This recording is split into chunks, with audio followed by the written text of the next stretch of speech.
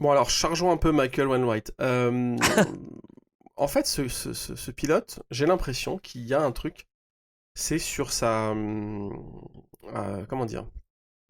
Sur sa capacité à savoir où il est placé par rapport aux autres qui a un pépin. Une personne forte, une personnalité forte. C'est pas un homme fort, c'est une femme forte. Sarah Bovy, qui a mis 1 seconde en qualification à l'ensemble de ses petits camarades. Donc Grégoire Saucy a fait un relais avec 3 pneus neufs et un pneu usé. Il a quand même fait des meilleurs temps, donc franchement, un chapeau à Énorme, Grégoire. énorme. Ah, c'est énorme, franchement, ça. Bienvenue au club, bienvenue dans l'Endurance Club, le podcast que j'ai le plaisir d'animer chaque semaine en compagnie de notre célèbre rédacteur tout terrain. Maintenant, voilà, il n'y a pas que de l'endurance, il fait tout. C'est Geoffroy Barre. Bonjour Geoffroy. Je fais pas encore le off-road quand même. Parce que tout terrain, Ah, ça fait comme si j'allais couvrir les 24 heures off-road là. T'y as déjà été, je sais, t'es un amateur de bah cette voilà, discipline. j'allais dire, viens avec moi, il n'y a pas de souci. Bon, bref, en Peut-être tout un jour, cas, peut-être un jour. ah, très bien, très bien. Ah, ça commence sur les chapeaux de roue. On est parti pour le 36e numéro de ce podcast dédié donc à la grande finale de la saison 2024 de l'ELMS. Et alors là, franchement, quelle grande finale. Elle s'est déroulée sur le circuit de Portimao, une véritable institution désormais. Ce sont les montagnes russes du Portugal. Une épreuve sous haute tension, des actions en piste nombreuses. Comment résumer cette finale et globalement cette 20e saison de l'ELMS? Eh bien en un mot, et pour reprendre Joanne Digon et François Perraudot pendant la séance de remise de prix de l'ELMS, incroyable. Voilà, parce que vous le savez, il s'est passé plein de choses et nous dans l'Endurance Club, eh bien, on va vous donner des chiffres, des infos insolites, des statistiques afin de vous faire mieux connaître encore ce monde de l'endurance qui nous fait tant vibrer. Alors cette finale, comment tu l'as vécu, Geoffroy? Il y a eu des bagarres partout, il y a eu des dépassements incroyables dans toutes les catégories, ça s'est joué dans les derniers instants. Eh ben écoute, je suis content de voir que la saison se termine comme elle avait commencé, puisqu'on a le même vainqueur pour la dernière course que la première manche. Depuis, on avait eu un vainqueur différent à chaque fois. C'était le gimmick, le truc dont on parlait à chaque fois, quand même, d'avoir des vainqueurs, des équipes qui se répartissent les victoires, c'était assez fou, et ça nous a tenu en haleine jusqu'à la dernière course. Mais j'aime bien avoir, tu vois, c'est mon côté, peut-être que les choses soient finies, la boucle bouclée, alors que je suis assez bordélique, donc c'est totalement à l'opposé de ce que je suis, mais bref. Mais là, voilà, j'ai bien aimé ce côté victoire répétée de Cool Racing, parce qu'on l'a déjà dit, on va pouvoir en parler un petit peu là. On pense de bonnes choses de cet équipage, de ce trio, et c'était dommage de ne pas les avoir revus aux avant-postes pendant la saison, donc voilà. Ils reprennent une dose de confiance et ils ajoutent une deuxième victoire, c'est donc les seuls à avoir 2 victoires pendant cette saison de LMS. Et puis après, j'avoue qu'il fallait avoir des yeux partout. Fallait en avoir sur le LMP3, tu vois, j'en ai eu un petit peu, plus que d'habitude, c'est vrai. Et puis il fallait en avoir aussi en LMGT3 où il y avait 8 voitures il y avait encore 8 équipages qui pouvaient être titrés. Bon, finalement, ça s'est joué avec une petite manœuvre d'équipe, une petite... ouais, voilà, on s'est facilité le travail. C'est dommage puisque les Iron Dimes auraient mérité une victoire. Elles en ont quand même pas tant que ça, je pense, au compteur, donc ça aurait été légitime. Mais bon, on a préféré jouer l'équipe et c'est normal. Privilégier ceux qui étaient en position de Ah, gagner. Donc voilà. t'as C'est regardé. vrai qu'il y a eu des batailles partout. Et moi, ce qui m'a marqué, mais je t'attends là-dessus, c'est que ça a été une course mais animée tout le temps. Ils ont pas été sages, nos pilotes de LMS là. Ah non, ils n'ont pas été sages du tout, effectivement. Alors moi, la petite statistique, quand même, j'aurais bien aimé qu'il y ait 6 vainqueurs en 6 épreuves. Oui, Bon, voilà, on est passé à 2 doigts de l'avoir. On aurait bien aimé aussi avoir des victoires françaises un petit peu plus en nombre, j'allais dire. On n'a pas Nice Racing, hein, évidemment, qui s'est imposé à Imola.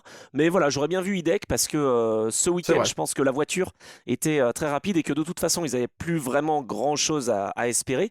Mathématiquement, ils étaient encore dans la course au titre, mais il fallait qu'ils gagnent, qu'ils fassent la pole et que leurs adversaires principaux abandonnent. Donc c'était un peu compliqué.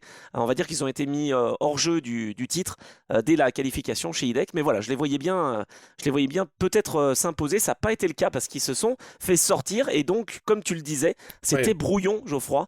Il y a eu vraiment énormément de contacts. Et je ne sais pas comment l'exprimer, mais c'est une des premières fois que je ressens tant de tension dans le paddock LMS. Il y a vraiment une montée en puissance. Je sais pas ce que tu en penses, mais déjà le niveau, il a augmenté de façon assez importante hein, depuis qu'on ne retrouve plus les MP2 en championnat du monde. C'est le championnat où il faut être hein, pour s'imposer et pour se montrer face à des adversaires aussi qui sont incroyables.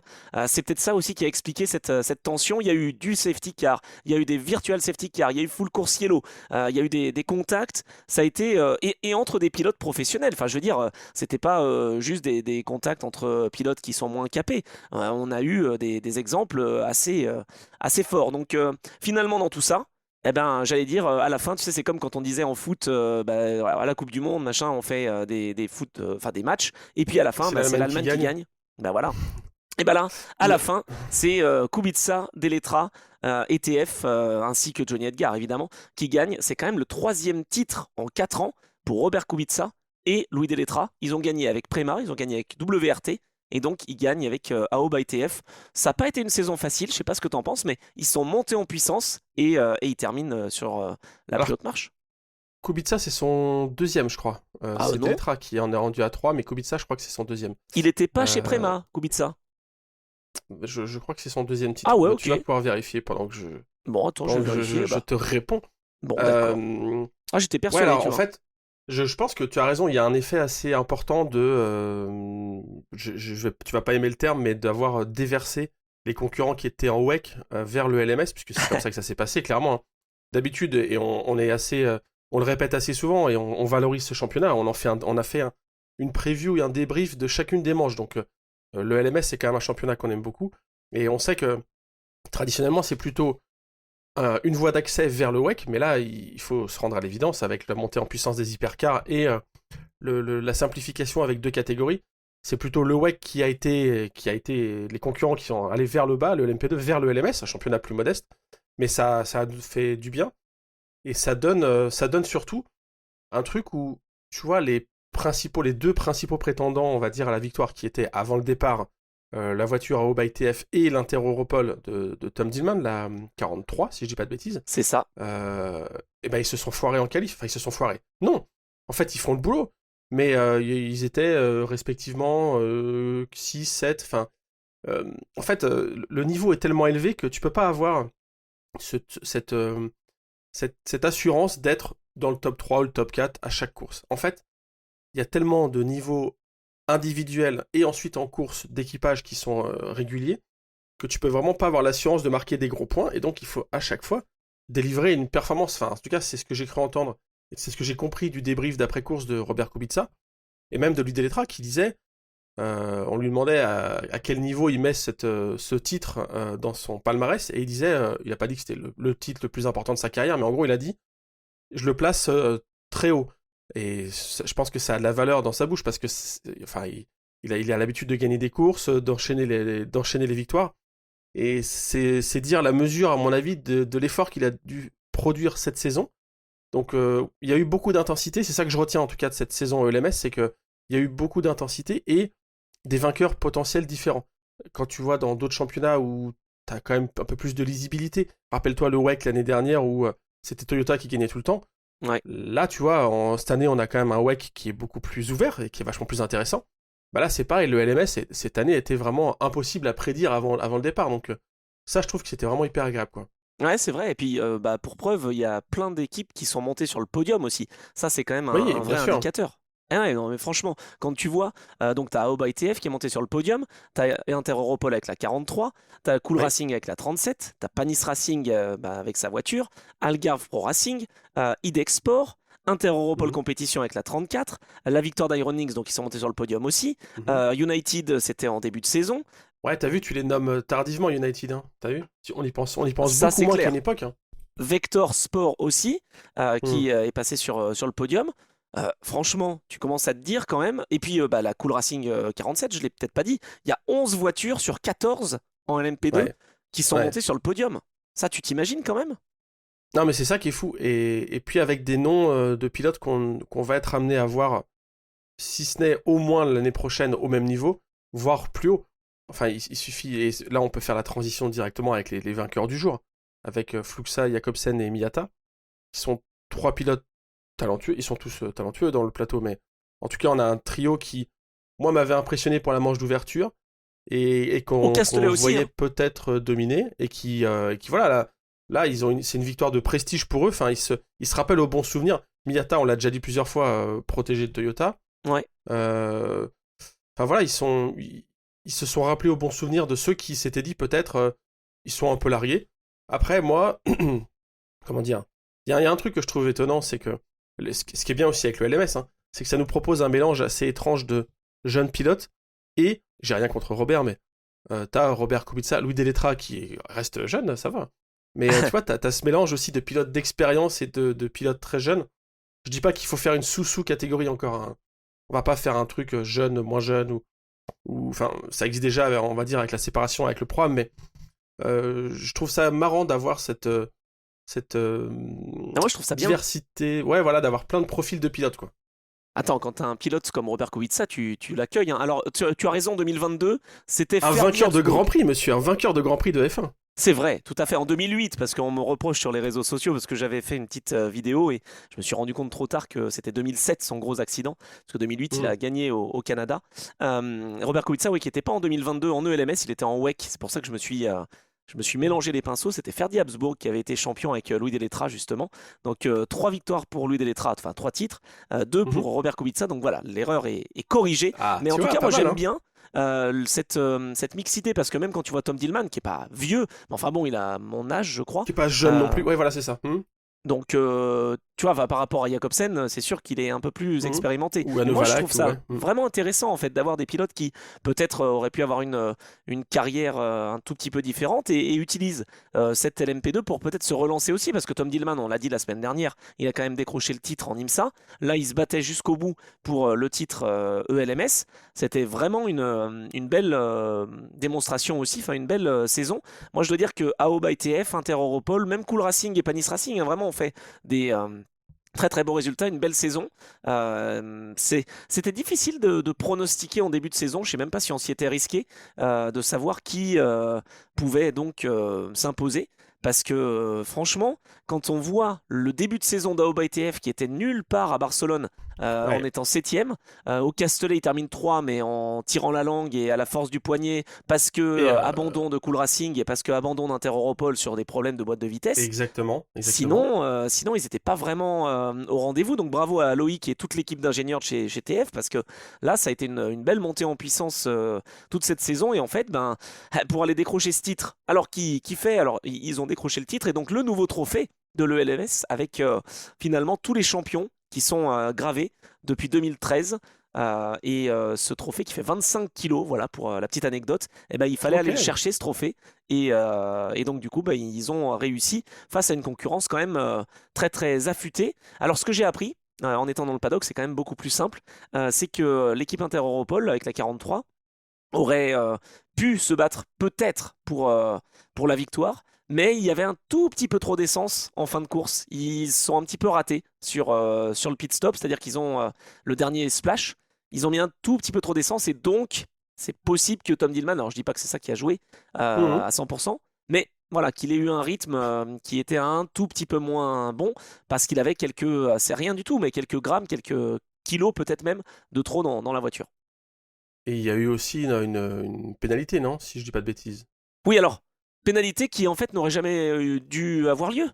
Ils C'est l'ont, ça. ils l'ont faite par, comment dire, par Bah, anticipation. dès qu'ils ont reçu. Ouais, voilà, c'est ça. Parce que si tu veux, même avant qu'ils reçoivent la pénalité officielle, c'était marqué enquête pour dépassement sous drapeau, sous safety car. C'était Sébastien Alvarez et à la radio, il a dit mais j'ai pas dépassé, je n'ai pas dépassé. Et en fait, il a été pénalisé. Enfin, ils ont fait le choix de faire cette pénalité. Et les officiels sont venus après en disant ah désolé, en fait vous l'aviez pas. Ben ouais, Mais alors, mais ils ont reçu. Enfin, peut-être que tu sais pas, hein, mais ils ont reçu officiellement la pénalité, ou alors ils ont juste été sous enquête, et eux, par anticipation, ils ont voilà, c'est appliqué la ça. pénalité. C'est ce qu'ils ont fait, par anticipation, pour éviter de perdre trop de temps. C'était à leur arrêt au stand, ils ont mis 10 secondes de plus lors de leur arrêt. Sauf que 10 secondes de plus, bah, ça te met en position délicate, Ah puisque la track ouais. position, elle est super importante. Donc il était derrière AO by TF, alors qu'il aurait été devant. Et il aurait pu se battre pour la victoire avec Cool Racing. Tu vois ce que je veux dire, toutes ces Oui, implications-là. bien sûr. Alors ça peut arriver, hein, les erreurs, mais quand même, là c'est gros. Franchement, Bah, ça joue D'accord. peut-être le titre, Ok, quoi. c'est comme ça que ça s'est passé, ok. Mais sinon, parce que bon, c'est comme d'hab, ces voitures jaunes et vertes, elles ont été animatrices de la course. Ah oui, Dès le 5 ou 6e virage, il y en a une qui se retrouve à l'envers, donc déjà, c'était sympa. il a été bien Et aidé, hein. puis, Il a été bien aidé oui, par Carl c'est Bennett, vrai. c'est Holly Gray qui a été poussé par Carl Bennett donc chez Cool Racing et bah il s'est retrouvé dernier quoi. Et après, il y a eu une course d'équipe. Enfin, quand on voit qu'elle termine roue dans roue, la 43, la 34, en fait, il y a eu un. Ouais, il y a eu. Elles étaient souvent en même temps en piste. Et là, on a vu vraiment cette force d'avoir deux voitures qui sont en haut niveau. Bon, chez Cool Racing aussi, ils ont deux voitures qui Ouais, sont, ouais, mais qui sont en justement, pointe.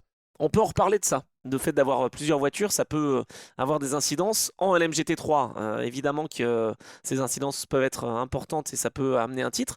Donc comme quoi finalement, bon après c'est un budget, hein, mais d'avoir deux Ah bah voitures, oui. ça peut aider. Ça n'a pas aidé United, hein, par exemple. Mais bon, en tout cas, on voit que chez Cool, ils auraient voulu justement peut-être plus jouer là-dessus cette saison. La 47 était trop loin généralement, mais ça aurait pu faire la Ouais. différence parfois, quoi. Non, mais exactement. Et je vois, en fait, quand tu déroules le classement, on a Algarve Pro Racing avec les voitures qui sont pareilles, qui se suivent. Interopol, c'est groupé. Cool Racing, c'est pareil, c'est 1-3. C'est groupé. Enfin, il y a vraiment eu cette logique de. Allez, je vais oser un peu le mot fort, hein, on pourra faire un short, un extrait, c'est un peu percutant. Il y a eu une logique de survie à Portimao. Non, mais je dis ça parce que on va quand même rentrer un peu dans tous les contacts qu'il y a pu y avoir à droite à gauche, mais Oula! je pense qu'il y a des équipes qui ont eu un peu, et en tout cas, moi j'ai vraiment Interopol en tête, cette logique de rouler en escouade et de. Alors, ce qui peut parfois être un peu plus dangereux, puisque du coup, s'il y en a un qui est pris dans un crash et que la voiture sœur est juste derrière, elle peut être prise aussi dans le crash. Mais j'ai l'impression qu'il y avait quand même ce côté, on essaie de se grouper et de s'aider l'un et l'autre, parce que le tourniquet de Portimao a encore une fois apporté vraiment beaucoup d'animation. C'était dingue. Enfin, ouais, je crois que ça a commencé, c'est ça, 5-6e virage. Une fois la descente, après la descente, là, l'épingle, ça remonte. Ça a commencé là, et après, ça s'est plus arrêté pendant 4 heures, quoi. Bah, de toute façon, le LMS, moi je suis persuadé depuis des années, hein, de toute façon, que c'est un super championnat. Depuis que la catégorie donc LMP2 n'est plus au championnat du monde, ça a même encore pris encore un step supplémentaire avec des pilotes qui sont intéressés pour rouler en C'est vrai. LMP2 puis en hypercar, puisque la base globalement, j'allais dire, pour les LMDH est la même. Donc vraiment, c'était assez fou. Et dans toutes les catégories. Alors pour moi, c'était difficile de suivre parce que en plus, les quatre championnats se jouaient. Et finalement, j'allais dire, c'est en LMP2 que ça a été le moins spectaculaire. Je sais pas comment te dire, spectaculaire sur la piste, ça l'a été, Oui, oui. mais Oui. bah, le suspense finalement, tant que Aoba ITF était devant Inter-Europol, ils avaient le titre. Et donc ça s'est finalement dessiné assez rapidement, même s'ils partaient loin. Hein. Aoba ITF, Inter-Europol et c'était qui l'autre adversaire bah, Idexport partaient loin Euh, par rapport à Panis, Panis ouais, aussi. Racing. Parce que Ouais, Panis voilà. Racing, quand même, on va le dire, mais Charles Milesi, encore une fois, étincelant. 4 dixièmes de mieux en qualif que tout le monde. La voiture, elle était vraiment, vraiment rapide. Hein. Et ça l'a pas fait parce que le premier relais, eh ben, Manuel Maldonado s'est fait complètement sortir par tout le monde. Il n'a pas été en mesure de rester aux avant-postes. Là, c'est pareil, tu vois. Je sais pas si c'est toi qui m'as dit ça, mais Robert Kubica parlait des pilotes silver qui étaient importants dans un équipage. Bah là, Manuel Oui. Maldonado avec Arthur Leclerc et Charles Milesi, c'est pas mauvais, mais c'est pas le meilleur pilote silver. Et donc, finalement, bah, ça rend les courses et les relais difficiles pour les deux adversaires. Tu vois, quand tu avais un Julien Canal, bah, Julien Canal, il est solide, il perdait peut-être une place des fois ou deux, mais il restait dans le trio de tête. Quand tu pars en pôle. Là, tu pars en pôle, tu te retrouves septième après ton relais. Non, mais c'est une catastrophe pour les autres. Et du coup, ce qui Non, veut mais. dire que ça les met dans un autre rythme. Arthur Leclerc devait se mettre couteau pour dépasser, pour se mettre bah, aux avant-postes et donc potentiellement avoir des contacts. Et tu vois ce que je veux dire? Ça te met dans une mauvaise dynamique, quoi. Maldonado, il a été complètement passager de son premier relais. Enfin, ouais, c'est Complètement. ce que j'ai vu. Et oui, comme tu dis, après, cet équipage-là, il est un peu chelou. Enfin, moi, c'est mon avis, mais Ah, oula. Arthur Leclerc. Bah non, bah, parlons-en un petit peu. Charles Milesi, qu'on connaît déjà un peu plus en ELMS et aussi avec le WEC, puisqu'il fait partie du programme Alpine. Bon, j'ai pas besoin de ressortir tout le bien qu'on pense de lui sur sa pointe de vitesse, sur le fait qu'il est. Enfin, voilà, qu'il est très rapide en C'est le chef performance de file. pure. Voilà, c'est potentiellement un futur grand pilote, je veux dire, en termes de palmarès. Enfin, s'il continue en tout cas comme ça, il peut s'ouvrir des portes peut-être encore plus prestigieuses qu'Alpine, ou déjà chez Alpine aller chercher des choses. Arthur Leclerc, lui, c'est un peu le cheveu sur la soupe. Parce Oui, mais alors attends, que. pourquoi? On sait bien Parce pourquoi. que. Il est préparé par Ferrari pour aller en hypercar Oui, à 3-4 ans, oui, tu mais vois. parce que si tu veux, moi, le souvenir que j'ai, c'est qu'il y a un an, même moins d'un an, je pense, ça a été annoncé un peu en catimini, mais il a roulé en GT3 sur une Ferrari en championnat GT italien. Je crois qu'il a fait la saison d'ailleurs. Mhm. Enfin, tu vois, truc un petit peu parallèle, quoi, avec une livrée qui rappelait la 499P, donc pas innocent quand même. Arthur Leclerc, oui, il y a un lien avec Charles Leclerc, vous avez compris. Et donc là, tu vois, il y a une vraie volonté effectivement de l'accompagner. Il va tester lors du rookie test à Bahreïn. J'ai cru comprendre ça qu'il allait tester une Ferrari Hypercar. Quelle surprise! Est-ce qu'il fera partie peut-être de la nouvelle tournée Non, pas Je tout de sais pas. suite. Franchement, pas tout Je de pense, suite. ouais, ça me paraît tôt. Surtout que les voitures, maintenant, les hypercars sont. La période d'homologation est prolongée jusqu'en 2029. Donc, autant dire, mesdames, messieurs. Je fais une Anthony Drevet, t'as vu? Autant dire, mesdames, messieurs, qu'on a plusieurs années, plusieurs éditions des 24 heures du Mans devant nous, avec un plateau de rêve.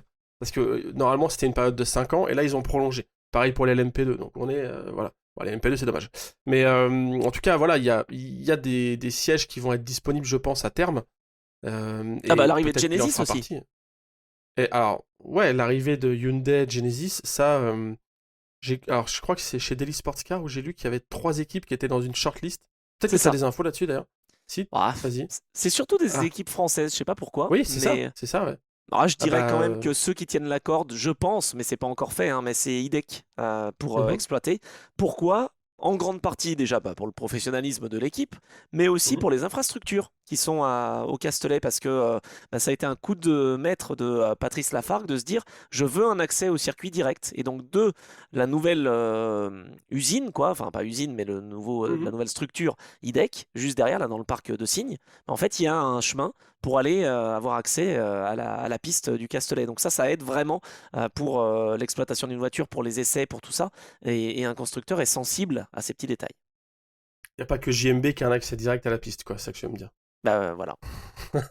Non, mais ouais, c'est ce que j'ai entendu aussi. Et donc ouais, ça va bouger. Et il va y avoir des volants très très intéressants à aller chercher. S'il y a un rapprochement avec IDEC pour le programme Hyundai, t'imagines bien que l'année prochaine déjà, peut-être, comme ça se fait à chaque fois. Mais L'année oui, prochaine, il va falloir surveiller les équipages qu'il va y avoir chez IDEC. Peut-être qu'il y aura 2 voitures, enfin, j'en sais rien, mais avec des pilotes qui sont placés, avec des intérêts. Enfin, voilà, ça va être très intéressant. ouais, non, complètement. Et les mécaniciens aussi. Alors j'espère quand même qu'il y en a la Oui. majorité qui vont rester chez IDEC parce qu'ils sont adorables et on les connaît depuis des années. Mais bon, il n'est pas impossible de retrouver des collaborateurs de chez Hyundai Ah la vache. dans le box. Comme à l'époque, les mecs de chez M-Sport, les Anglais, là, qui faisaient du gros rallye bien sale en Angleterre, sur je sais plus quelle bagnole, et qui débarquaient dans le programme Bentley. Il y Ouais, avait eu ça, hein. c'est vrai. M-Sport, quand ils ont vraiment commencé avec les Bentley Continental GT, il y a des gars, ils avaient jamais vu un circuit avant, je pense. Enfin, je caricature, mais franchement, pas si loin, hein. Ah bah c'est comme ça. Non, non, mais voilà, en tout cas, en LMP2, voilà, il y a pas eu beaucoup plus à dire. Ça a été disputé, c'était très bien. Malheureusement, grand perdant de la course, je dirais quand même, bon, Idexport, qui était en Mhm. tête de cette épreuve et qui se fait sortir comme un malpropre, Nico Pino, par un Michael Wainwright qui ne savait pas où se Ah, placer sur la piste. Non, mais alors franchement, bonnet d'âne, Michael Wainwright, c'est pour vous, mesdames et c- messieurs. c'est l'instant Wainwright ou pas? Parce que Ah, lui, c'est l'instant Wainwright. Ah, moi je le porte dans mon cœur, Wainwright, donc tu peux y aller, hein. c'est vrai. Alors, en Ah fait, oui. il y avait aussi un autre bonnet d'âne que je voulais distribuer, mais alors Ah, attends, faut que oh mince, faut que je t'as une liste de retrouve. bonnets d'âne. Ah, c'est marrant Non, cette non, fois, mais mesdames et c'était messieurs. Ryan Cullen, mais après, Ah oui, aïe, ah oui, Ryan ouais, Cullen, ouais, c'est brouillon. Bah, en fait, si tu veux, c'est comme à Barcelone, quoi, hein, c'est brouillon pour Ryan Cullen. ouais. C'est comme à Spa, c'est comme un peu partout, quoi, malheureusement, chez Vector. Bah, alors, je sais, parce que c'est son père qui paye, alors bon, c'est normal qu'il soit là, mais il est pas méchant, hein, je l'aime Mm, bien. mm. Humainement, alors je viens de le casser, et puis je l'aime bien. Non, mais je l'aime bien humainement, il est sympa et tout, mais bon, en piste, c'est limite, quoi, hein, franchement, surtout dans une catégorie LMP2 comme ça. Tu le mets en LMP2 Pro-Am, pourquoi pas, mais LMP2, waouh. Bon, alors, chargeons un peu Michael Wainwright. En fait, ce pilote, j'ai l'impression qu'il y a un truc, c'est sur comment dire, sur sa capacité à savoir où il est placé par rapport aux autres qu'il y a un pépin. les repères dans l'espace. J'ai Ah bah vraiment, oui. à chaque fois qu'il y a des, ouais, je sais pas si tu vois où je t'emmène, mais à chaque fois qu'il y a des crashs avec lui, et j'en ai un en tête en particulier, je sais pas si c'est au même que tu penses, c'est vraiment une question de positionnement sur la piste. C'est pas, ça va pas être un contact, ça va pas être une Mathieu Vaxivière face à Mathias Bech, tu vois. On va en parler après. Ah oui. Ça va pas être du contact pour la position. C'est souvent, encore une fois, à corriger. Enfin, on est dans l'Endurance Club, on est entre spécialistes, donc n'hésitez pas à me dire en commentaire sur YouTube notamment si je me trompe, mais j'ai souvent l'impression que quand il y a des... Enfin, j'ai l'impression que c'est souvent le cas pour lui, quand il y a des accrochages, que c'est avec, à l'époque, des LMP1 ou des hypercars ou des LMP2. Et c'est pas forcément des batailles dans la catégorie. Ah Et moi, non. l'exemple que j'ai le plus marquant, c'est avec Brandon Hartley à Silverstone. Je sais pas si tu l'as, celui-là, Ah, je l'ai, avec la mais bien sûr que je 919 l'ai. hybride. Brandon Il est Hartley beau, celui-là, il est qui beau, quoi. décolle. Celui-là, il est incroyable, et c'est vraiment parce qu'il est au milieu de la piste et il a rien à branler là, quoi. Enfin, en fait, il a aucune. Enfin, pas aucune, attendez, je vais quand même mesurer ce que je dis, merde. On est écouté, faut que je fasse gaffe à ce que je dis. J'ai l'impression, et peut-être que c'est un lien avec les fins de relais, ou. J'en sais rien, ou une déconcentration avant, il a fait une erreur. Ça arrive à tous les pilotes, hein, c'est ça le sport auto, ils seraient tous parfaits, on serait pas en train de débriefer, il y aurait rien à dire. Mais en tout cas, souvent, c'est vraiment ce positionnement qui merde. Et là, ouais, ça a quand même une conséquence de ouf, quoi. Enfin, je veux Mais dire, le IDEC, problème, si tu veux, ce que je vois là-dedans, c'est que, alors déjà, en plus, tu peux pas dire qu'ils sont pas assistés parce qu'il y a le rétroviseur virtuel, t'as toutes oui, les oui. flèches rouge, verte, bleu, violette, orange. Bon, il y a peut-être pas tant de couleurs, mais en tout cas, pour dire où va passer la voiture, c'est même prédictif, quoi. J'ai un moment, ok, c'est vrai que le virage, il est difficile. Le 10-11, là, il est Mhm. en Ah aveugle, ouais, etc. aveugle, l'entrée en aveugle et le plongeon, oui, non, c'est compliqué. Non mais c'est peut-être ça. Tu vois, je suis en train de réfléchir, même si je l'aime pas du tout et que lui, franchement, c'est un des pilotes que je déteste. Alors que franchement, j'aime bien les pilotes pourtant, hein, mais le mec me ghost, et il me parle même pas en face. Ah là là, horrible. Je vais pas aller plus loin, mais vraiment nul. Mais humainement, je veux dire. Mais par contre, là, peut-être que dans ce virage, effectivement, si tu veux, il sait déjà pas où se placer seul. Donc, à Mhm. un moment donné, ben, quand tu as une LMP2 à l'extérieur, tu vois, je pense qu'il s'est fait complètement dépasser.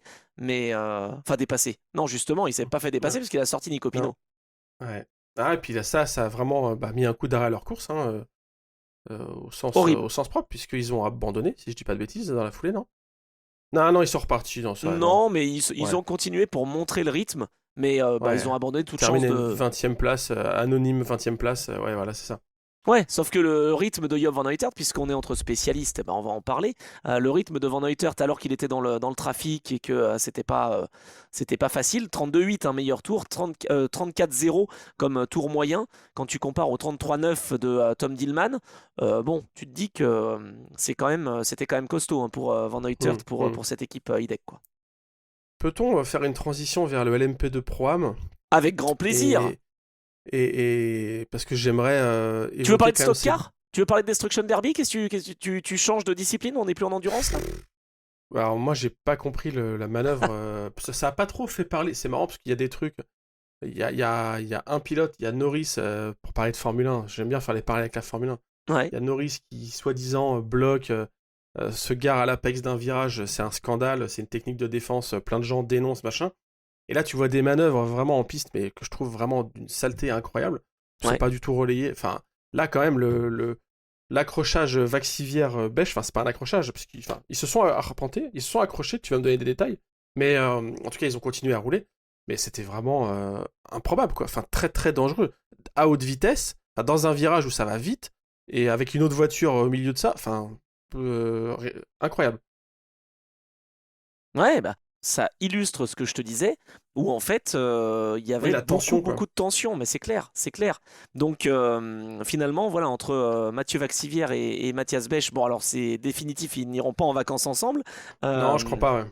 mais bon, non, mais après, t'enlèves le casque, ça va, tu vois. Mais là, il y avait beaucoup trop de tension, beaucoup trop d'enjeux. Toute la saison, ils ont été tout proches les uns des autres. Il y a quand même 2 victoires pour AF Corse. Il y a quand même pour TDS 2 victoires. Et finalement, bah, dans cette dernière, on va dire que voilà, c'était celui qui était devant l'autre était champion, quoi, en gros. Ouais, Et c'est ça.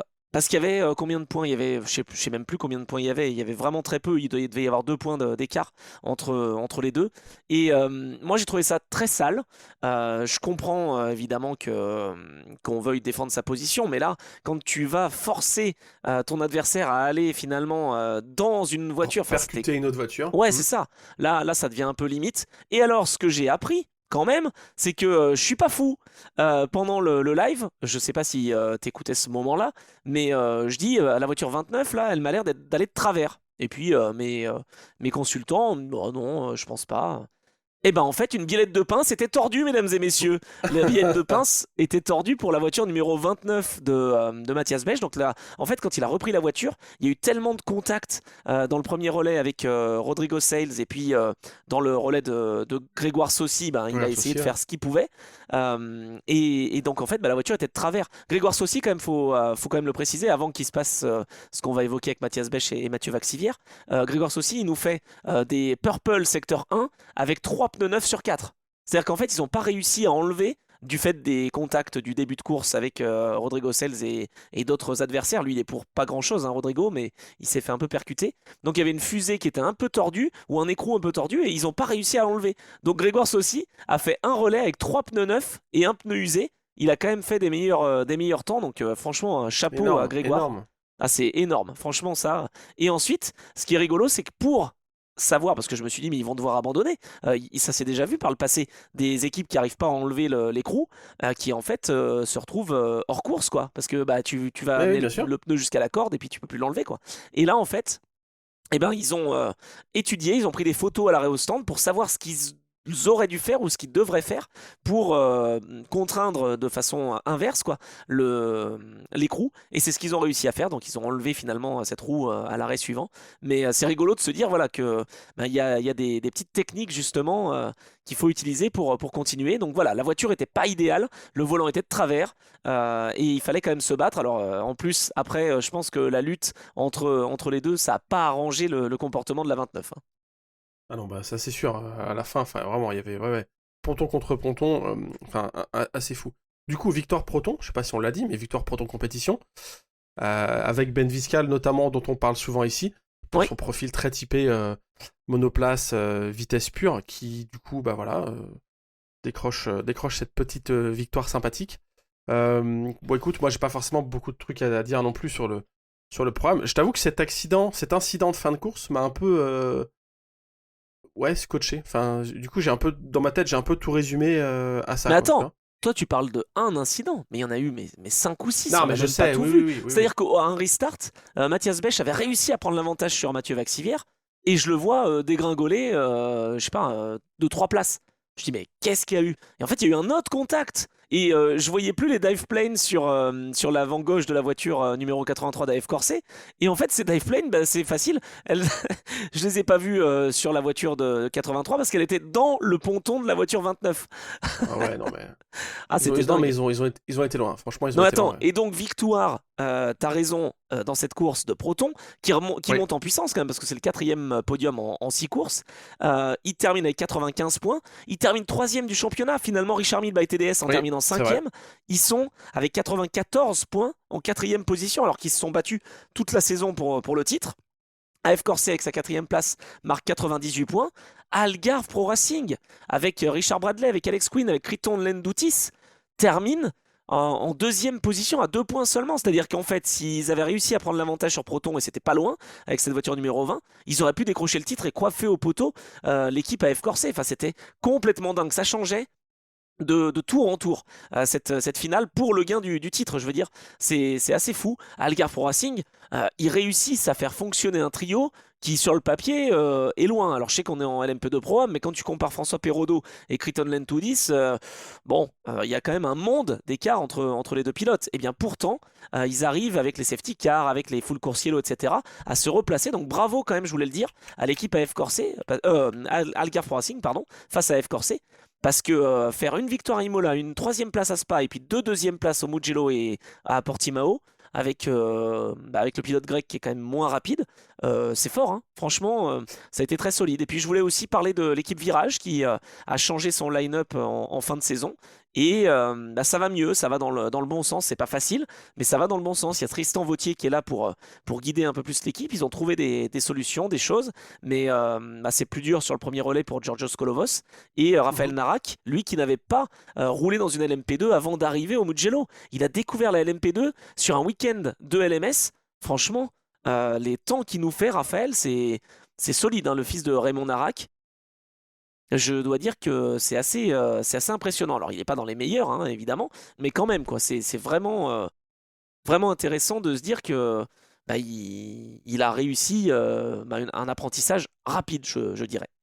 Ça fait plaisir de voir le blaze, le nom enfin, Narak C'est clair. dans une course. C'est quelqu'un qui a Raymond Narak, donc le papa du coup, c'est quelqu'un qui a énormément contribué à l'endurance en GT et à la présence Porsche aux 24 heures du Mans et en Le Mans Series aussi.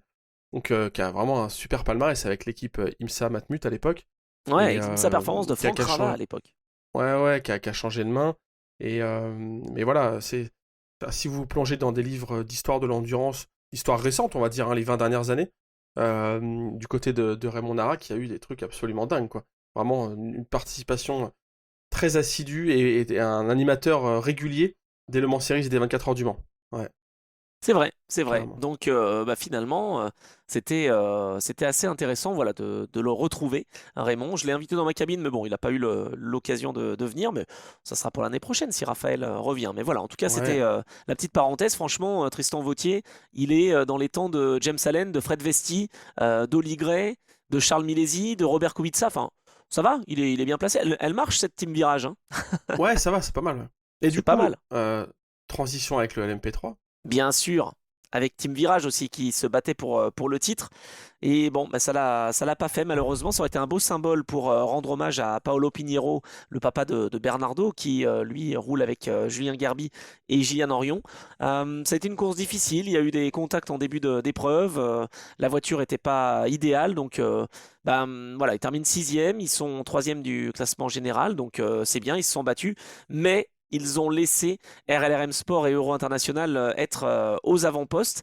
Et finalement, c'est assez dingue pour être souligné, mais ça s'est joué à un petit point. Une place de différence, il fallait aller la chercher et bravo à Gaël Julien avec Nick Adcock et Michael Jensen qui ont réussi à terminer deuxième dans cette course derrière les intouchables Cool Racing. Deuxième place face à l'équipe Euro International Adam Ali et à Matthew Richard Bell. Ça s'est vraiment joué à pas grand chose et le titre qui revient dans l'escarcelle de RLRM Sport. Franchement, Gaël Julien, ça serait bien pour lui qui trouve une place, mais bon, il faut un budget évidemment, mais une Mhm. place en tant que Silver dans un équipage en LMP2. Je sais pas, chez TF Sport par exemple, ça serait pas mal. Mais en tout cas, ouais, tu viens de nommer j'allais distribuer les bons points, justement, Ah, à l'opposé des bonnets d'âne. Effectivement, Gaël Julien et Manuel Espirito Santo aussi, quand même, qui, c'est vrai. j'ai l'impression, a fait le taf à domicile. Donc, pour moi, c'est les deux qui ont surnagé. Je te dis, j'ai eu vraiment les yeux un peu plus que d'habitude sur le Ah, LMP3. ça me plaît. Euh, et parce que, ben, là, en plus, c'était assez spectaculaire parce que on a parlé des LMP2 qui se touchaient un petit peu. En P3, c'est pareil, ils ont quand même pas été avec le dos de la cuillère. Donc, pas mal d'actions en piste.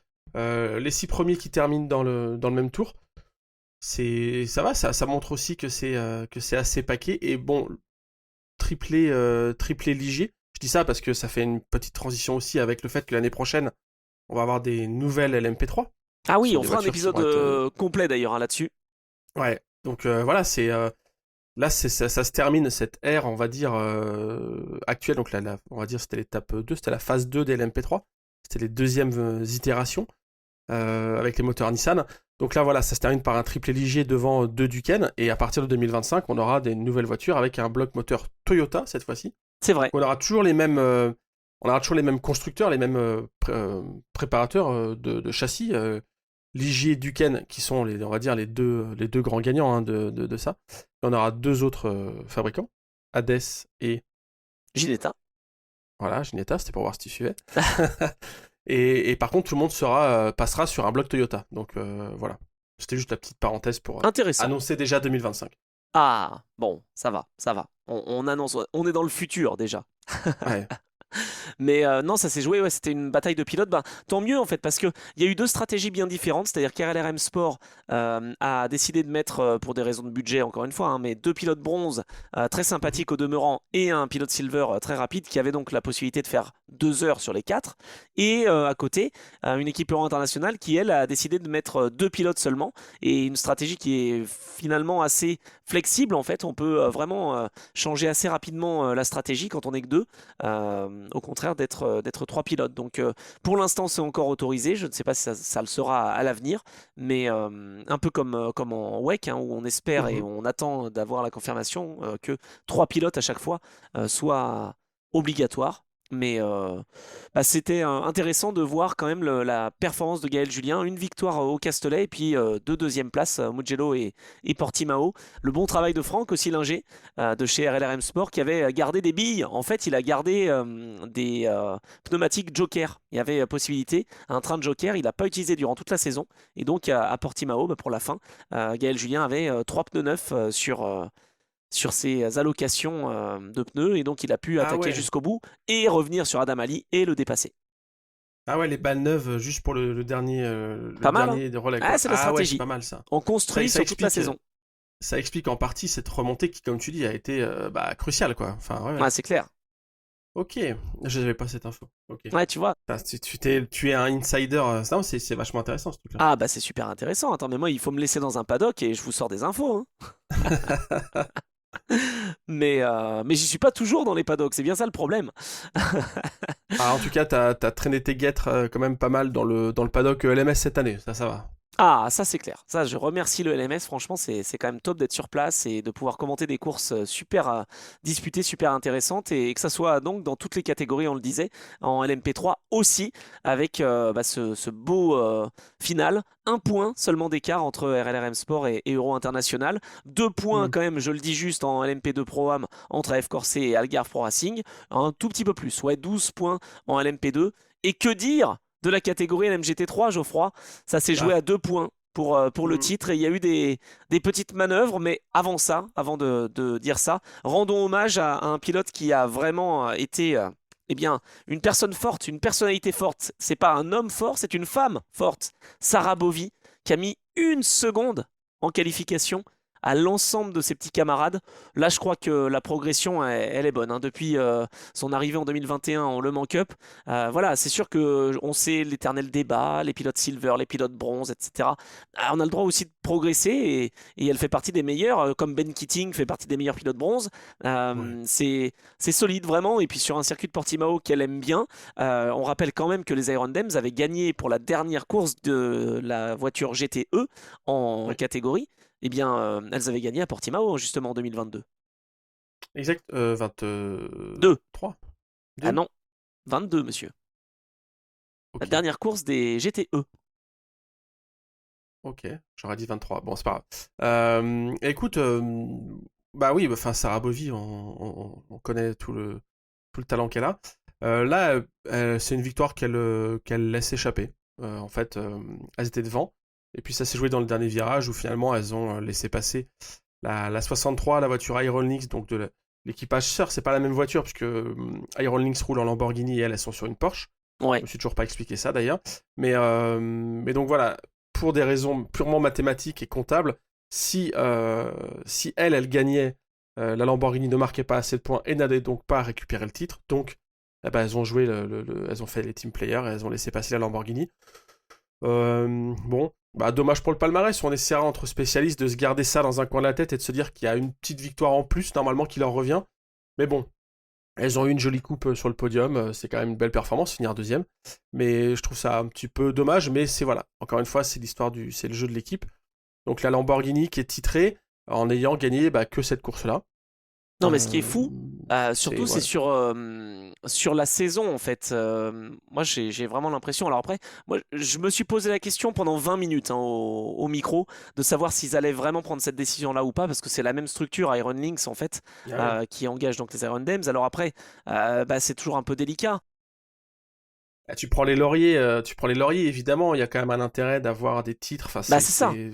Je veux dire, et puis pour justifier aussi les dépenses, etc., pour avoir peut-être même Ah des oui. petits soutiens des sponsors. Je dis pas qu'ils en ont besoin a priori, mais bon, on a toujours besoin pour se développer d'avoir des soutiens. Là, Mitchell Gatting, elle a voulu montrer, un peu comme Barrichello en Formule 1 avec Ouais, Michael c'est Schumacher ça. en 2002, et même en 2001, je crois qu'il avait fait la même chose en Autriche, En mais c'était passé un Autriche, peu et puis, inaperçu. ouais, ouais. Mais 2001-2002, il avait laissé passer sur les derniers mètres Michael Schumacher. On Ouais, sait à quel quasiment point sur ça la avait ligne, été. hein. Ah ouais. Quasiment sur la ligne, quoi. Et ben elle a fait ça. Elle a fait la même chose, Mitchell Gatting. Elle a attendu le dernier virage pour ralentir, pour laisser passer Caldarelli, qui était incapable de prendre l'avantage, hein, qui n'était pas en mesure de le faire. Non. Et c'était beau parce que c'était le timing parfait avec l'arrivée de Malte Jakobsen. Donc la Oui. 37 passe la ligne victorieuse. Et derrière, on avait la Lamborghini qui coupe la ligne aussi. C'est pour les photos, très bien.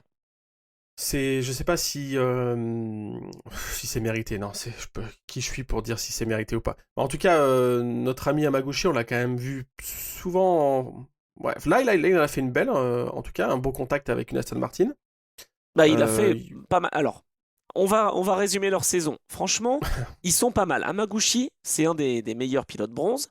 Il fait de bonnes perfs. Donc à Barcelone, c'est le podium. Au Castellet, c'est une deuxième place méritée. À Imola, ils arrivent à passer à travers les embûches, etc. Sur les pénalités, les choses comme ça. Donc ils sont troisième.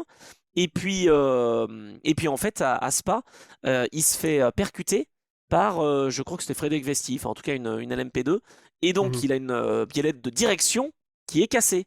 Sauf qu'il fait pas les efforts nécessaires, il tourne un peu le volant, mais sans plus, avant d'arriver au raidillon. Tiens, Et tiens, il se rend qui pas arrive compte que ça tourne derrière? pas. Et Sarabovi arrive, et lui, bah, il tourne et ça tourne pas. Et blam, contact. Ok, donc là, ils éliminent les Iron Dames. Tu vas voir où je vais en venir. Ils éliminent les Iron Dames donc sur cet accident-là. À des Ouais. Iron Dames qui d'ailleurs à Barcelone avaient eu un problème d'écrou. Vous vous souvenez, c'est un truc qui n'arrive jamais. Un écrou qui reste coincé entre l'étrier de frein et la jante. Bon, abandon. Ok. Deuxième abandon pour les Iron Dames. À Mugello, ils se font sortir les Iron Lynx, là, le pilote Hamaguchi. Il y est pour rien. Il se fait pousser par Rovera.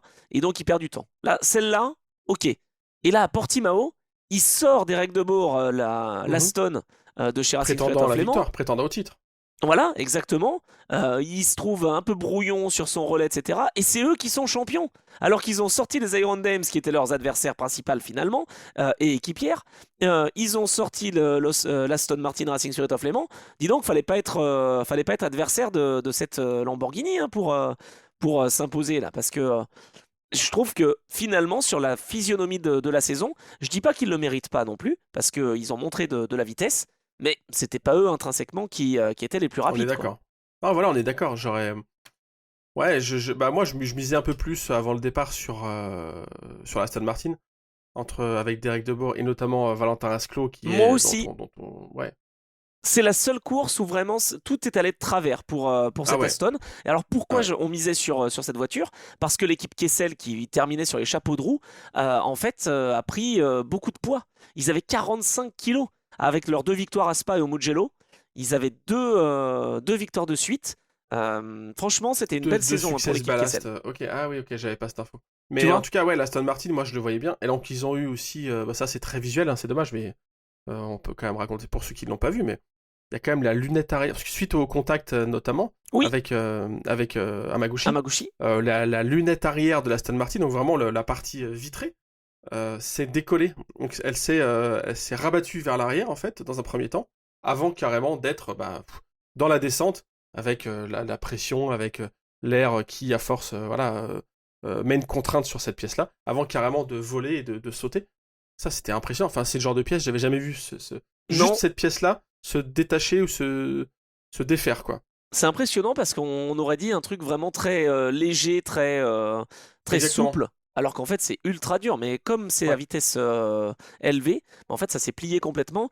Il paraît que ce problème est assez connu. Il y aura potentiellement des petits ajustements, mais si on a un contact à l'arrière de cette Aston, en fait ça fait un peu bouger l'ensemble, et donc cette lunette se dévisse un petit peu, enfin pas se dévisse, se déclipse un petit peu, et donc quand l'air passe, voilà, c'est terminé. C'est pas la première fois que c'est arrivé, il paraît, Ok, pour d'accord. pour Aston. Voilà. Donc ça, bah, malheureusement, Derek De Boer, attends, mais Derek De Boer, il se fait aussi, je crois que c'était Valentin Asclot au volant, mais non. Derek De Boer, au moment de rentrer dans la voie des stands, il voit Oliver Jarvis qui vient de nulle part le percuter dans le dernier virage, essayer de passer à l'intérieur alors que Derek De Boer est sur la ligne. Enfin, ridicule. Là, franchement, bonnet d'âne à Oliver Jarvis, il était quand même Mhm. 42e. Il y avait un gros enjeu. Hein. Oh là là, 42e à je sais pas combien de tours. Ah, il fallait prendre des risques. Ah bah oui, bien sûr, Oliver. Non, mais franchement, là, c'est pas possible. Pilote professionnel. Non, mais. Alors là, Merrick là, aussi, là, ça m'a énervé. Andy Merrick en a fait une belle, je crois aussi, non? Il a Oh, pas fait Daniel un... Schneider aussi, hein, tu peux y aller. Hein. Les trois de chez United, là, ils sont allés tous au tas. Comme ça, au moins, c'est réglé. Ah non, mais c'est magnifique, quoi. Non, mais franchement, on est entre pilote professionnel et pilote gentleman. Et là, Derek De Boer qui allait rentrer au stand, enfin, je veux dire, il était sur sa trajectoire, quoi. Il n'était pas non plus au ralenti. C'était une Aston GT3 par rapport à une LMP2. Tu peux patienter, t'es 42e. Si t'es premier, je dis pas j'ai pas le même attention, hein, j'ai pas le même jugement si Oliver Jarvis se bat pour la première place. Bien sûr, bien sûr. Là, il se bat pour la 42e place sur 43. Non mais là, voilà, bon, il m'a énervé. Voilà, ridicule. Oh, bah, je vois. Non, mais je vois, je vois. Par contre, ce que tu ne sais pas et que j'ai appris dans les stands juste à la sortie de ma cabine, et que je ne savais pas non plus d'ailleurs, la manœuvre des Iron Lynx et Iron Dames aurait pu être dramatique dans le sens où il y aurait eu swap, changement de position, et ils auraient pu perdre le titre. Ah mais tu vas me dire, mais pourquoi? Parce qu'en fait l'équipe Kessel Racing, en étant cinquième, avait 74 points. Si elle avait terminé quatrième, elle aurait été à égalité de points à 76 avec Iron Lynx, et ça aurait été eux qui auraient été champions. Et donc, quatrième, on retrouvait quoi comme voiture? Une Ferrari. Mais comme ce n'est pas une voiture de la même équipe, chez Formula Racing, ils ont refusé de laisser passer l'équipe Kessel Racing. Ça leur a été demandé? Pardon? Est-ce qu'on leur a demandé de laisser Oui, passer? Non. on leur a Si? demandé, Ah ouais. les décisionnaires de chez Ferrari, certains en tout cas ont demandé, ont appelé, mais comme c'est pas la même équipe, il n'y a pas vraiment de possibilité. Tu vois, c'est pas comme Ouais, ouais. en championnat du monde d'endurance où tu as AF Corse et l'équipe officielle Ferrari. Bon, on sent qu'ils sont plus que cousins. Là, Kessel Racing et Formula Racing sont des équipes clientes. Et donc, ben, équipe cliente veut dire qu'ils font bien ce qu'ils veulent, quoi. Mais Ouais, et pour puis c'est Ferrari, un. Ouais, ouais. la persuasion n'a pas été parfaite. C'est vraiment, vraiment bah, dommage pour Esteban Masson qui a fait une excellente entrée en matière et qui, je pense, l'année prochaine, j'espère pour lui, mais sera en prototype hein, parce que il est repéré par Toyota. Il roule chez Lexus en championnat du monde. Ils ont vu son talent. Daniel Serra, bon, bah, on le présente plus hein, évidemment, un pilote Ferrari incroyable. Et puis Takeshi Kimura qui ce week-end était un petit peu moins dedans parce que le circuit de Portimao était assez difficile. Enfin, il aime pas trop ces circuits où on voit pas les points de corde, on est en montée, en descente. Enfin, c'était moins facile. Et pourtant, avec 45 kilos, eh ben, ils ont réussi à faire des performances vraiment remarquables. Donc, je dois dire que Esteban Masson, vraiment, il s'est révélé bah, comme d'habitude, hein, je dirais. Daniel Serra, le Mhm. pilote Ouais, c'est Platinium vrai. aussi. Hein. Mais voilà, c'était intéressant et tu vois, à double étage, les Iron Dames auraient pu, déjà qu'elles étaient ultra frustrées, Mitchell Gatting était aux limites des pleurs, mais de Bien colère. sûr. Je pense que c'est de la colère parce que bah, elle est pas euh, professionnelle. Enfin, je crois qu'on peut dire qu'elle est professionnelle quand même. Mitchell Gatting, si, je pense qu'elle est professionnelle. Et dans le sens où elle est payée, je pense, hein, ne pas dire de bêtises, mais pour faire ça, parce que c'est une pilote gold, euh, et ben elle a dû forcément respecter les consignes. Donc c'est une victoire qui s'envole alors qu'elle était pour les Iron Mhm. Dames. Et t'imagines, tu swaps les positions, et derrière, moi je l'avais pas vu venir, mais Kessel aurait récupéré la quatrième place, et là le titre était dans des mains On aurait différentes. rechangé de main. Non, mais oui, je vois ce que tu veux dire. Non, ça aurait été fou. Ouais. Ça aurait été incroyable. Donc voilà, je l'avais pas vu venir, mais en tout cas, ça aurait pu être possible si Johnny Lawson avait accepté de lâcher sa quatrième place, qui a priori était très importante pour lui, hein, cette quatrième place, parce que au palmarès, hein, c'est important, les quatrièmes places, on tient les comptes hein, dans l'Endurance Club. Hein. C'est sa Ouais, c'est première ça. quatrième place de l'année, donc voilà, fallait pas la rater celle-là. Hein. Ah, bah non, mais ça vaut de l'or, ça vaut de l'or. Je le charrie, mais bon, après, voilà, il y a aucune obligation hein, de laisser passer, évidemment, son adversaire, mais Bon, Ferrari a pas eu peut-être l'idée de aller faire un discount pour l'année prochaine. Allez Johnny, on te fait la voiture un peu moins chère. Non, mais en vrai, c'est ça. Enfin, c'est des décisions qui se prennent comme ça à l'arrache, enfin, sur l'instant de la course. Mais Ça aurait été le championnat du ouais, monde. Je pense qu'il y il y aurait a plus plein d'enjeux, d'éléments. tu vois, et il y aurait eu le changement. Là, en ELMS, dans LMGT3, il n'y a pas tant d'enjeux, j'allais dire, peut-être Mhm, qu'en mhm. WEC. Ouais, c'est ça. Puis ouais, voilà. Enfin, c'est comme tu dis, c'est des entités séparées, etc. Enfin bref, ils ont fait leur sauce. C'est très bien comme ça, je trouve. Bah, c'était une saison fantastique. En tout cas, franchement, ça s'est joué à rien du tout. Et les Iron Dames, en fait, bah, pendant un moment, m'ont fait croire que ça pouvait le faire, alors que je les avais mises hors course, les pauvres. Je m'en excuse d'ailleurs. Je me dis, mais elles sont huitièmes. Il faut espérer que Racing Spirit of Léman termine loin, que Kessel Racing termine loin, que GR Racing termine loin. Et ben, ça s'est passé. Il y a Kessel, en fait, qui a bien réussi, mais Racing Spirit of Léman termine 9, GR Racing Mhm. termine 6. C'est hallucinant le scénario. Franchement, on n'aurait pas pu l'écrire avant. Bah voilà. Bah ça résume très bien cette saison ELMS. Tu vois, on a fait on a bouclé le truc, on a fait le tour. Mais Voilà. oui, carrément, rien n'était prévisible vraiment à l'avance, quoi. C'était trop bien. On s'est régalé. J'espère que vous aussi, quand voilà, on est dans le chat pendant les courses ELMS et puis là pour ces débriefs de l'Endurance Club, bah, vous êtes régalé aussi parce que franchement, c'était fantastique. Et maintenant qu'on connaît le calendrier 2025, on a déjà hâte d'être eh bien à Barcelone le week-end du 6 avril. Ça sera l'ouverture de la saison. Et puis, j'ai eu beaucoup de retours de la part de pilotes et d'équipes qui sont heureuses comme tout d'aller à Silverstone. Pas pour les Ah, tu environs m'étonnes. par rapport à Mugello. Mugello, ils ont dit que c'était vraiment génial sur la gastronomie, sur l'endroit sur lequel est situé le circuit, etc. Même le circuit en lui-même. Mais Silverstone, c'est quand même un monument et ils sont tellement heureux d'y retourner. Moi, je n'y suis jamais allé, donc j'espère avoir la chance d'y aller. Voilà, tout simplement. Je sais plus quel est leur slogan en anglais, mais en gros, c'est le lieu du sport automobile anglais. Enfin, il y a plein de circuits plus anciens que Silverstone, je pense.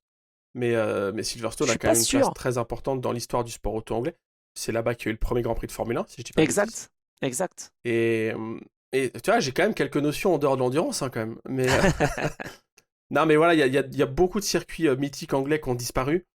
Mais Silverstone fait partie de ceux qui restent et qui sont plutôt loin de disparaître, dans le sens, ils ont eu leur période de vache maigre, mais piste très moderne, installation très moderne, on a déjà parlé dans un épisode. Et ouais, je trouve ça cool que, enfin pour moi, les Le Mans Series, c'est logique qu'il y ait une manche anglaise et c'est logique qu'elle ait lieu à Silverstone. Franchement, c'est. Mais après, j'ai rien contre un petit Brands Hatch ou un petit Donington, tu vois, à l'ancienne, ça serait pas mal aussi. Mais Ouais, bon, c'est vrai. Silverstone, ouais, c'est très bien. Ouais. Là, on est, je pense, Un hein, avec, Truxton. Oh non, Truxton, je sais pas, ce serait une bonne idée, je suis pas sûr. Mais là, on est en train d'essayer de sonder peut-être aussi pour un retour éventuel en WEC hein, à Silverstone. J'imagine en tout cas.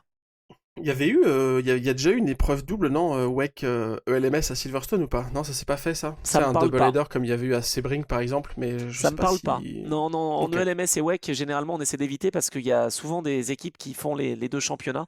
Donc de faire des double headers, c'est un peu compliqué. Par contre, évidemment que le WEC est déjà allé puisque Wainwright a fait Ouais. n'importe quoi face à Oh, oui. Brandon Hartley.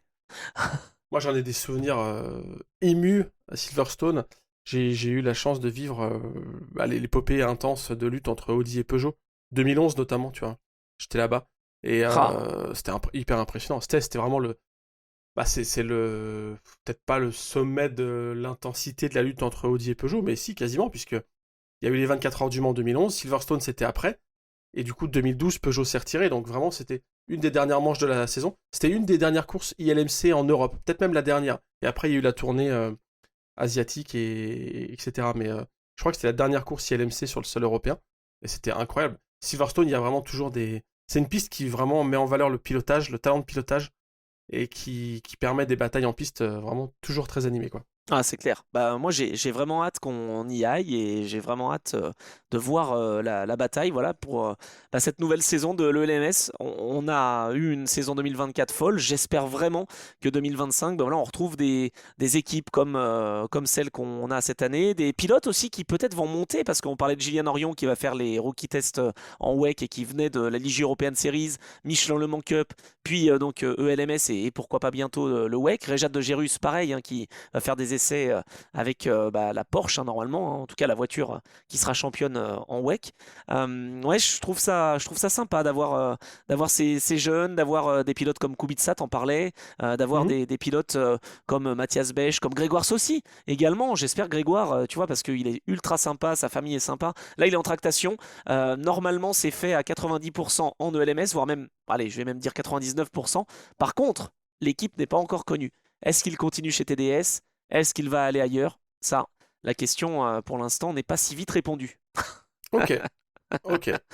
Petite référence, évidemment. J'espère que Tom Dillman aussi va continuer, tu vois, parce que ça fait partie de ces pilotes comme ça qui sont extrêmement rapides. Je pense que Charles Milesi va continuer aussi en plus d'un programme en WEC. Louis Delettra, que dire? Attends, 3 titres en 4 ans. L'année dernière, ils sont passés pas loin du titre en LMP2 Pro-Am aussi. Bon, c'est un sacré pilote. Et puis Robert Kubica, il commence à vraiment bien apprécier aussi hein, l'endurance à faire WEC et ELMS. Donc voilà, j'espère que on va continuer dans cette dynamique-là. Je suis pas sûr que Malte Jacobsen, par exemple, lui, fasse un double programme parce que quand il est tombé dans les bras de Nicolas Lapierre, il lui a dit ces moments-là vont me manquer. Ok. Donc, Ça, c'est de l'info fraîche paddock, ça. en tout cas, c'est de l'info où j'ai entendu et j'ai tendu l'oreille pour Mhm. savoir ce qu'il se disait. Donc voilà, ou alors ça va lui manquer de plus gagner. Peut-être ça qu'il disait. Aïe. Oh là là, voilà, ça y Bon. est, qu'est-ce que j'ai dit? On coupera, on bipera, on bipera. On va se faire blacklister, hein, ouais. Ouais, bah oui. Non, mais parce qu'il sera chez Peugeot l'année prochaine, Malte Ah bah, Jacobsen. non, mais j'avais compris Eh ben, j'ai bien l'absence de sûr, victoire potentielle. Ouais. évidemment. Bon, on espère hein, que ça gagne, mais ça va être peut-être compliqué. Je vois plus Alpine Mhm. gagner avant que Ah Peugeot. oui, Alpine gagnera des courses avant Peugeot. On croise les doigts pour nos équipes françaises. Et puis, bah oui, on espère retrouver IDEC, on espère retrouver Panis Racing, on espère même en retrouver d'autres. Hein. Bien sûr, Duquesne Team qui a testé plusieurs pilotes. C'était rigolo pendant les rookie tests aussi. Le lendemain, moi, j'ai trouvé que c'était super intéressant d'avoir ce format-là. Parce que d'habitude, je suis Mhm. pas là pour les rookie tests ou en tout cas pour des séances où on teste de nouveaux pilotes. Je me souviens d'avoir été témoin d'une discussion entre Malte Jacobsen et Maxime Scalabrini, et le papa de Malte Jacobsen en fin 2021, je crois, à Portimao. Avant qu'il ne signe pour Cool Racing, il était chez RLRM Sport. Toujours super intéressant de voir les jeunes pilotes qui sont là, qui essaient de se placer, qui trouvent des solutions et on voit les talents éclore et c'est vraiment génial. Tu vois, je pense à Théodore Jensen aussi qui sera à surveiller. Je pense que l'année prochaine, on va le retrouver peut-être en Michelin Le Mans Cup. Donc voilà, ça fait partie de ces pilotes-là qui sont à surveiller. Et donc Luca Giotto, par exemple, roulait avec Duquesne pendant les rookie tests. Donc voilà, t'as des pilotes de référence qui font des temps et puis t'as des Mhm. plus jeunes qui essayent de s'en approcher et d'avoir un bon feedback, etc. Donc ça reste court, hein, une journée comme ça, faut impressionner, mais je trouve ça super, super intéressant. Voilà, ces petits bruits de paddock, tu vois, qui se retrouvent, qui se rapprochent. C'est assez rigolo en fait. Hein. Fin de saison, le lendemain, tu te dis, mais attends, mais qu'est-ce qu'il fait là, Giotto? Il est plus chez Inter-Europol? Tu vois, et c'est rigolo. Tu vois les casques qui changent d'endroit. Esteban Masson, par exemple, a testé en LMP2 chez Cool Racing. Donc, Ah ouais. tu vois, le soir même, tu le vois arriver chez Cool, mettre son casque pour le lendemain. Enfin, moi, je trouve ça assez intéressant. Ouais, il y a une ambiance fin de saison et déjà aussi préparation de l'avenir qui est intéressante, non mais carrément. Ben moi, Euh, j'aimais bien, tu sais, dans les jeux, changer de pilote, Ah ouais. etc. Mettre Schumacher dans une Williams, mettre Ah non. je sais Ah pas non, qui. ça. Ah non, mais tu vois, et Ah ça, si non. tu pouvais le faire dans les jeux, bah voilà, tu peux le faire aussi en rookie test en ELMS. Bon, allez, passons à l'actu. Notre actu, c'est quoi ton actu, Geoffroy? Moi, ça va être court, je sais pas, écoute, je vais voir, je vais me laisser guider. J'ai j'ai pas d'actu précisément en lien avec le sport auto, j'ai beaucoup d'occupations à côté. Ouais. Et donc là, il y a rien j'ai rien vraiment dans les tuyaux. Écoute, je suis en train de me mettre en hivernage tranquillement.